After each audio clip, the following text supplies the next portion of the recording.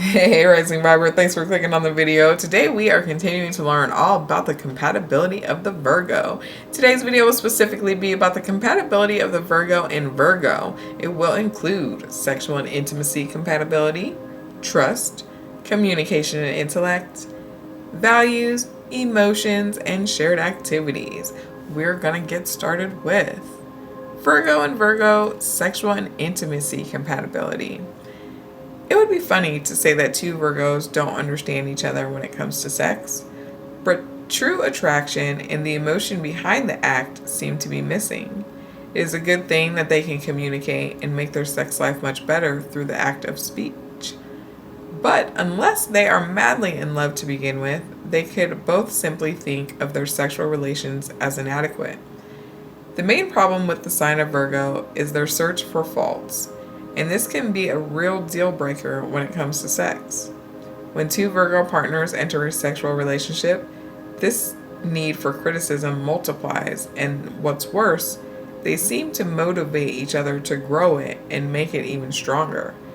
None of these partners realizes that this takes away their emotional and sexual satisfaction and makes them feel tense. In most cases, they just realize that they don't feel relaxed with one another, often not even knowing why. The good thing in a sexual relationship of two Virgos is their respect for each other's sense of shame and the pace they want their relationship to move in. Their immutable quality will help them make the necessary changes to make things work. And if their sex life isn't satisfying in the beginning, they might be able to adapt until they reach the point of satisfaction. Creativity is key here. And they're training to live in the moment without noticing every single detail that doesn't work between them. Trust.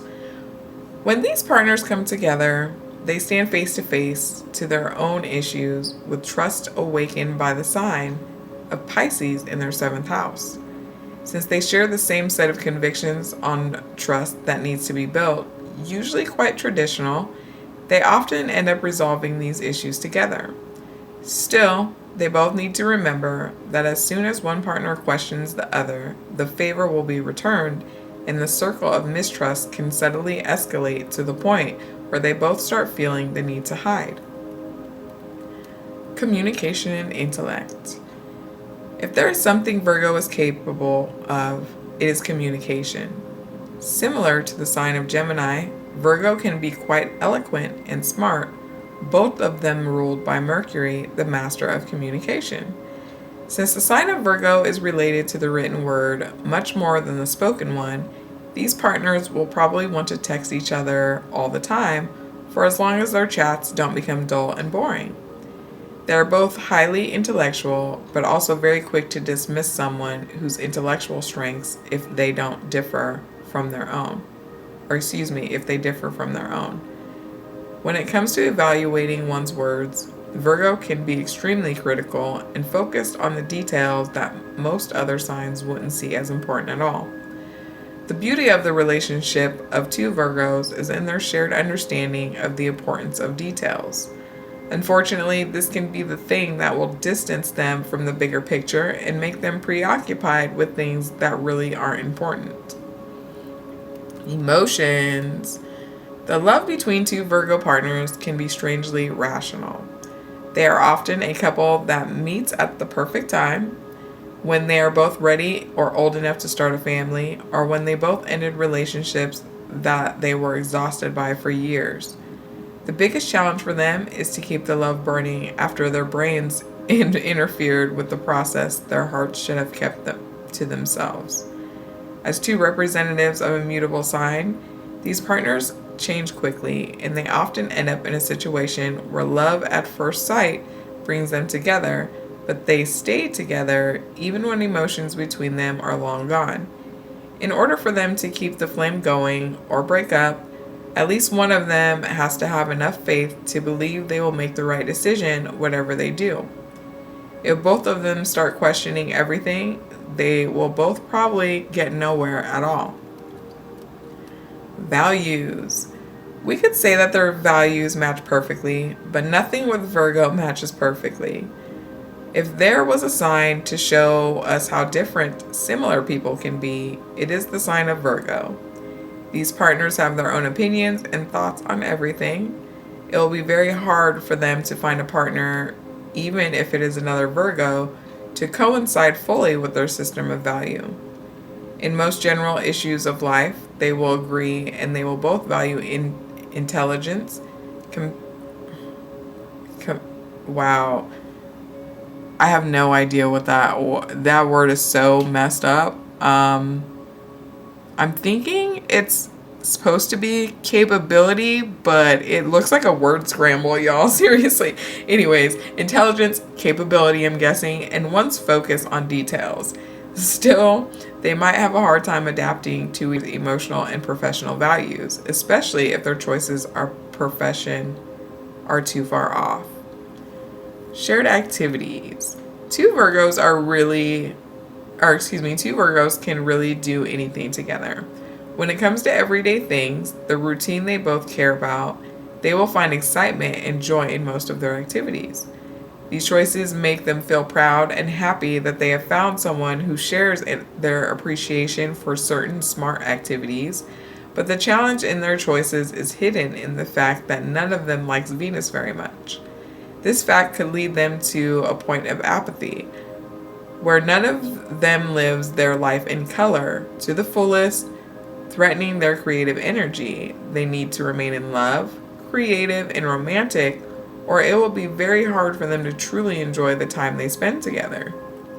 So in summary, when Virgo decides to be with another Virgo, we can assume that their relationship is a product of one of two possible things.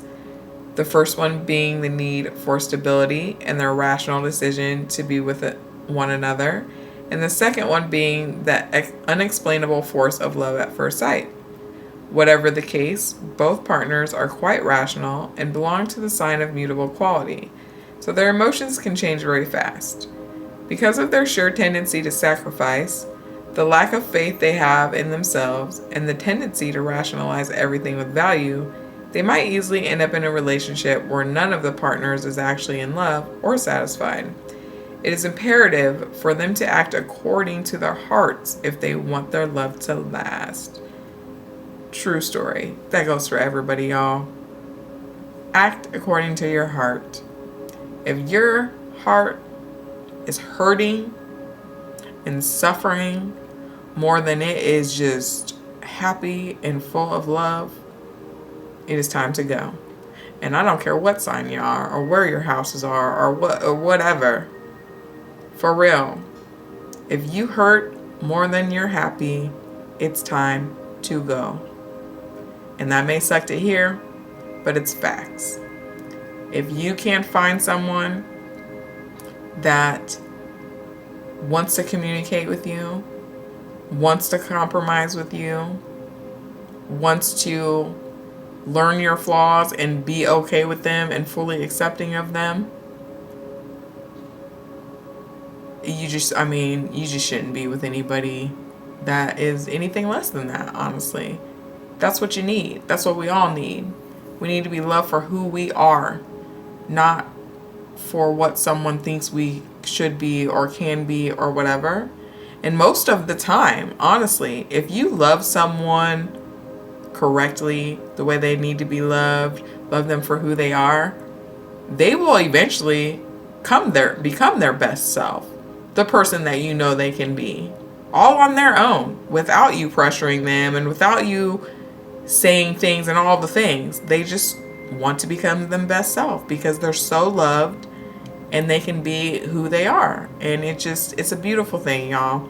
And I know I'm rambling, but it really hurts me when I see messages that are like, oh, I can't believe so-and-so did this to me and all of this, and I still want them back. And like, what? Why? Why do you want them back? Why do you want that kind of pain in your life? Like, I'll never understand it. It's like poisoning yourself over and over and over again. And for what? For someone who doesn't appreciate the beautiful human being that you are? Nah, y'all. Nah. Y'all need to be okay with being alone. before someone can be okay with being with you. And so many people are not okay with being alone, and that's the hugest problem out there. Everybody thinks they need somebody. No, you need yourself. You need to fall in love with yourself first before anybody can truly fall in love with you. You need to know who you are, what you truly want. Figure that out. Write it down. Take a picture. Send it out to the universe. Figure out what kind of relationship you truly want. Figure out what kind of human being you really want to be with, and put it out there. Don't just be with somebody because you feel like you have some kind of connection and all you're in love and blah, blah, blah, when they make you feel like garbage. I'm so sorry this message is long, and I'm not anybody's therapist, but like I've said before, I've been there, done that, wasted years of my life. I don't want that for y'all. Y'all can have beautiful things, but you have to make the choice for yourself. Anyways, if this resonated with you at all, or anything, if you just are a Virgo, hit the like button, hit the comment section, let me know. All love is appreciated. Have a good one, y'all.